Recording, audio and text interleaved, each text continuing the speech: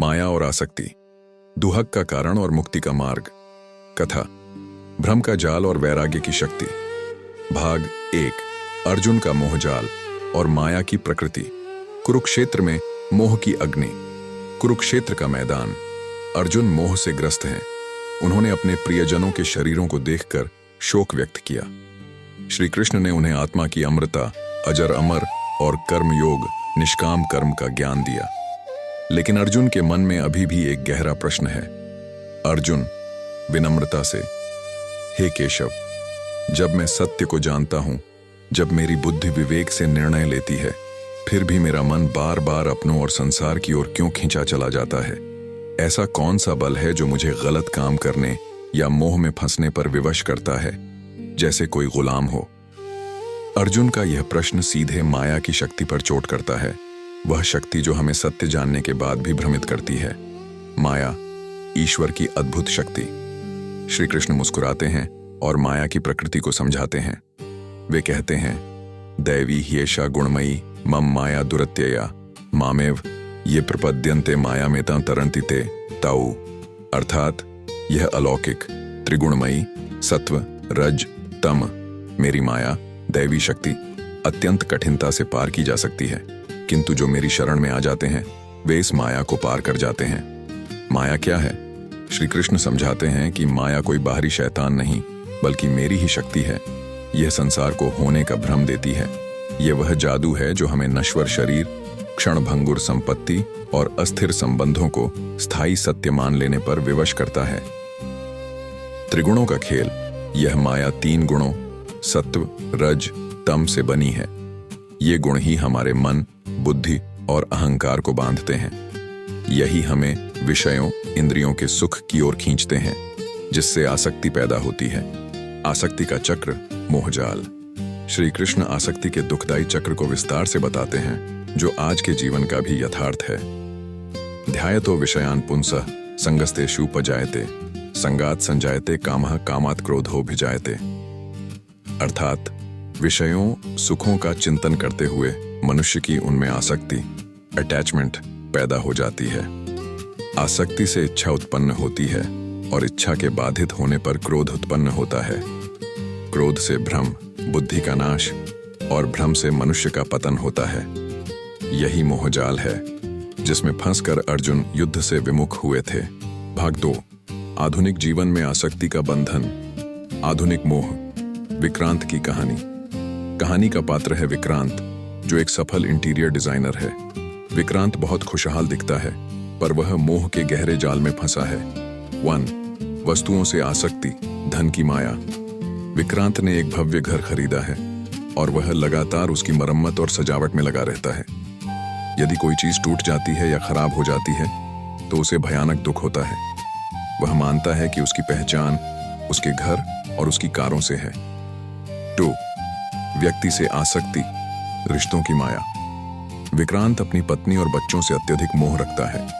वह उनके लिए सब कुछ करता है, पर बदले में अधिकार और अपेक्षा, एक्सपेक्टेशन रखता है। जब उसकी पत्नी अपने करियर में आगे बढ़ती है और उसे कम समय दे पाती है, तो विक्रांत क्रोधित और असुरक्षित महसूस करता है।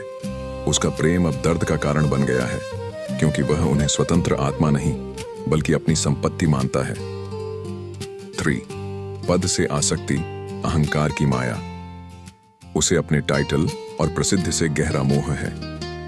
यदि कोई सहकर्मी उससे अधिक प्रशंसा पाता है तो विक्रांत ईर्ष्या और द्वेष से जलने लगता है। विक्रांत का जीवन सुख सुविधाओं से भरा है, पर दुख का कारण आसक्ति है। आसक्ति की बेड़ियां। एक दिन विक्रांत के जीवन में संकट आता है। एक बड़ा क्लाइंट उसे धोखा देता है, जिससे उसे लाखों का नुकसान होता है। उसी समय उसकी पत्नी को करियर के लिए दूसरे शहर जाना पड़ता है। विक्रांत टूट जाता है। विक्रांत निराशा में, मेरा सब कुछ खत्म हो गया, मेरा घर, मेरा नाम, मेरा परिवार सब दूर हो रहा है। इतना दुख क्यों है, जब मैंने किसी का बुरा नहीं किया। वह अपने गुरु, एक अनुभवी व्यवसाय जो अब शांत जीवन जीते हैं, के पास जाता है।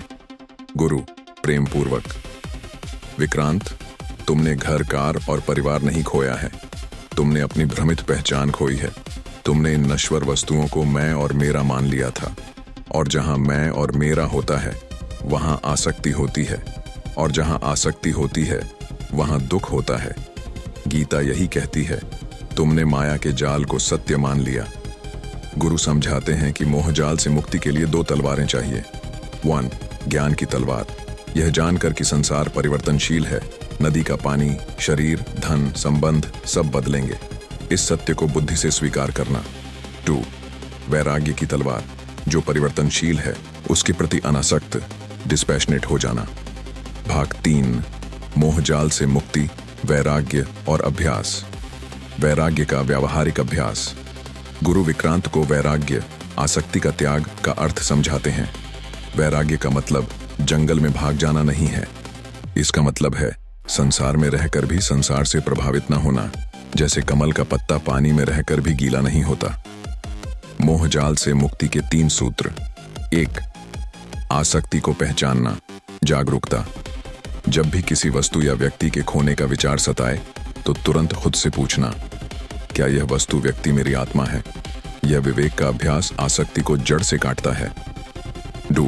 प्रेम का शुद्धिकरण, मोह से मुक्ति। विक्रांत को समझाया जाता है कि पत्नी और बच्चों से प्रेम करो, पर मोह मत रखो। प्रेम उन्हें स्वतंत्रता देता है, मोह उन्हें बांधता है। वह अब उन्हें ईश्वर का प्रसाद मानकर सेवा करता है, और फल, उनकी सफलता या असफलता, ईश्वर पर छोड़ देता है। 3. अभ्यास और वैराग्य। अभ्यासेन तु कौन्तेय वैराग्येण च गृह्यते, अर्थात हे कुंती पुत्र अर्जुन, यह चंचल मन अभ्यास, निरंतर प्रयास और वैराग्य अनासक्ति से वश में किया जाता है। विक्रांत रोज सुबह 10 मिनट आंखें बंद करके यह अभ्यास करता है कि मैं इस शरीर से अलग हूं और यह सब कुछ मेरा नहीं है। इस अभ्यास से धीरे धीरे उसकी आसक्ति की डोर कमजोर होती है। भक्ति योग, माया से पार पाने का सरलतम उपाय। गुरु बताते हैं कि माया से पार पाने का सबसे सरल और शक्तिशाली उपाय भक्ति, शरण है। माया कृष्ण की शक्ति है। चूंकि माया स्वयं भगवान की शक्ति है, इसलिए उस शक्ति को केवल भगवान की शरण में जाकर ही पार किया जा सकता है। शरण का अर्थ, जब भक्त पूर्ण श्रद्धा से कहता है सर्वधर्मान परित्यज्य मामेकम शरणम व्रज, तब ईश्वर स्वयं उसकी रक्षा करते हैं और माया के प्रभावों को नष्ट कर देते हैं। गुरु अंतिम शब्द। विक्रांत, माया के जाल को अपनी बुद्धि से पहचानो। ज्ञान, अपने प्रेम से आसक्ति को त्यागो। वैराग्य, और फिर भक्ति से स्वयं को परम शक्ति को सौंप दो। यही मोहजाल से मुक्ति का एकमात्र निश्चित मार्ग है। उपसंहार, शांति का आगमन। विक्रांत ने अपने गुरु के उपदेश को जीवन का आधार बनाया। उसने अभी भी अपना घर और कारोबार नहीं छोड़ा, लेकिन अब वह उनमें लिपटा हुआ नहीं था। जब उसने आसक्ति छोड़ी तो उसे वह शांति प्राप्त हुई जो उसे लाखों रुपए में भी नहीं मिली थी। वह जान गया कि संसार झूठा नहीं है, बल्कि क्षणभंगुर है, और इसे क्षणभंगुर मानते हुए जीना ही सच्ची स्वतंत्रता है। मोह बंधन है और आसक्ति ही दुख का मूल कारण है। सत्य का ज्ञान और प्रेम का समर्पण ही इस बंधन को काटता है। समाप्ति श्लोक। यथो यथो निश्चरति मनश्चंचलम स्थिरम ततस्थतो नियम्येतदात्मन्येव वशम नयेत। अर्थात यह मन जहां जहां भी विचरण करके अस्थिर होता है, वहां वहां से इसको हटाकर बार बार आत्मा में ही स्थिर करे।